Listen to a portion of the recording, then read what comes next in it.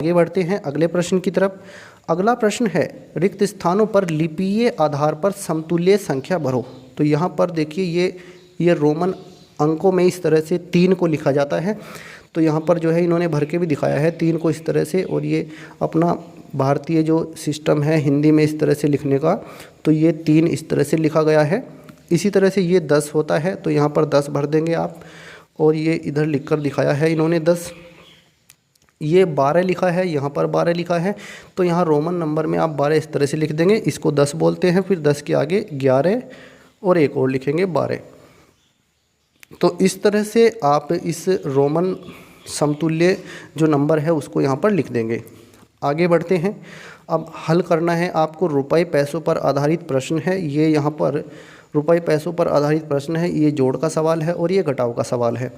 इसमें आपको क्या समझना है, देखिए आपको ये जानना चाहिए कि 1 रुपये में 100 पैसे होते हैं। 1 रुपये में 100 पैसे होते हैं, तो आपको इस कंसेप्ट का यूज यहाँ पर ज़रूर करना है। जैसे देखिए यहाँ रुपए के नीचे रुपए लिखे हैं, पैसे के नीचे पैसे लिखे हैं। अब जैसे ये इधर 30 पैसे हैं, 95 पैसे हैं, 5 पैसे हैं, तो जब हम इन तीनों को जोड़ते हैं तो इन तीनों पैसों को, ये जो तीनों पैसे यहाँ पर लिखे हैं इनको जोड़ते हैं तो उत्तर आता है 130। 95 और 500 और 30, ये 130 पैसे आते हैं। और क्योंकि 1 रुपये में 100 पैसे होते हैं, तो जो आपके पास 130 पैसे आए हैं, 130 पैसे में से यूँ समझ लीजिए कि इसमें 1 रुपया तो बन जाएगा, क्योंकि 100 पैसे इसमें से अलग निकाल लीजिए और 30 पैसे अलग रहने दीजिए। तो जो 100 पैसे बने हैं इसका बन गया है 1 रुपया। तो ये 1 रुपया रुपयों वाली जो लाइन है ये वाली, इसमें इधर ला करके उस 1 को जोड़ देंगे। तो यही हमने किया है।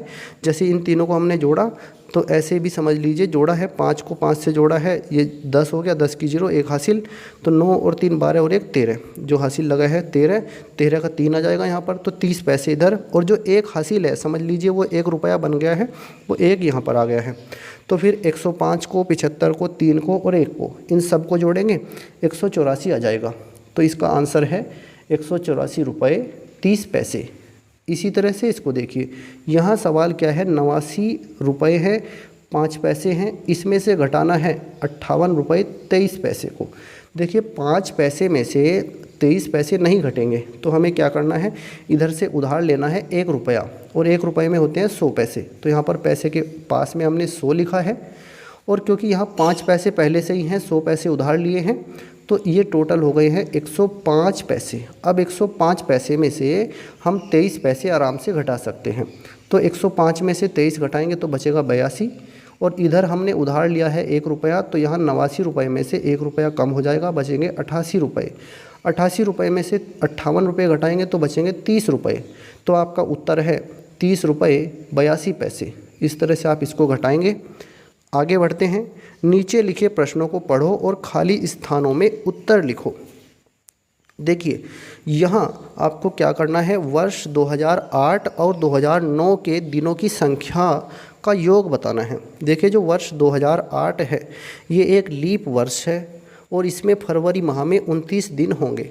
तो इस तरह से कुल मिलाकर के इस लीप वर्ष में 366 दिन होंगे।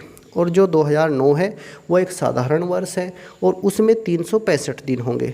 तो 2008 में 366 दिन हैं और 2009 में 365 दिन हैं। तो इन दोनों संख्याओं को जोड़ देंगे, 366 और 365 को जोड़ेंगे, तो जोड़ने के बाद कुल दिनों की संख्या निकल आएगी 731। तो इस तरह से इस सवाल को आप करना है आपको ये। तो 731 जो है हमारी टोटल दोनों सालों के, दोनों वर्षों के दिनों की संख्या है। आगे देखते हैं। विद्यालय में 25 अक्टूबर से 10 नवंबर तक खेल प्रतियोगिता हुई। कितने दिनों तक खेल प्रतियोगिता चली है ये हमें बताना है। देखिए 25 अक्टूबर से 10 नवंबर तक जाना है।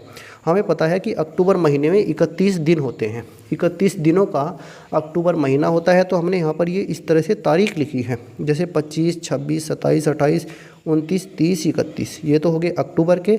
और 10 नवंबर तक जाना है, तो 10 तक के नंबर ये नवंबर के लिए हैं।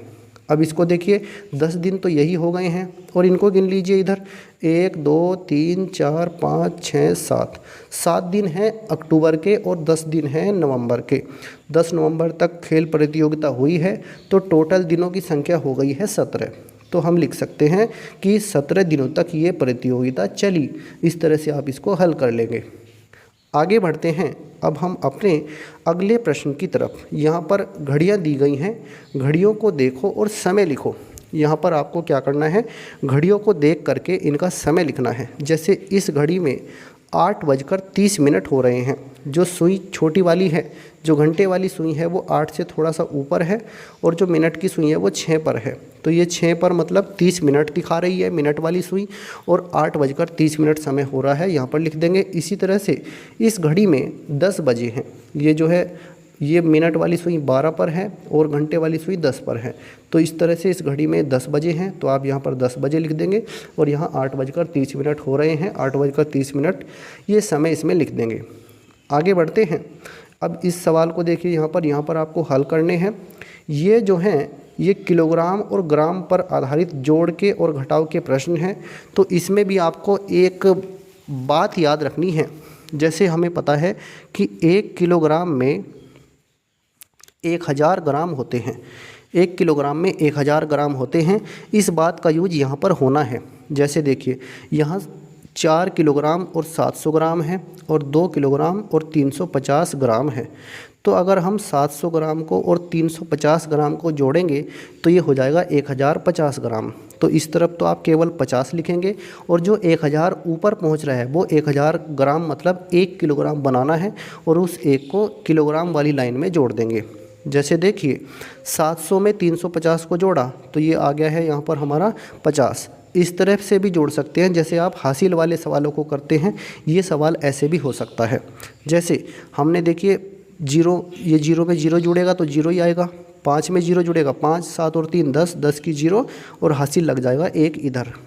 4 और 2 6 और 1 ये 7। तो उत्तर आ गया है 7 किलोग्राम और 50 ग्राम।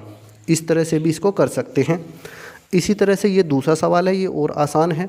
इसमें तो 300 ग्राम है, 500 ग्राम है, इनको जोड़ेंगे 800 ग्राम। 5 किलोग्राम 3 किलोग्राम दोनों को जोड़ेंगे 8 किलोग्राम। तो ये तो इस तरह से हो जाएगा।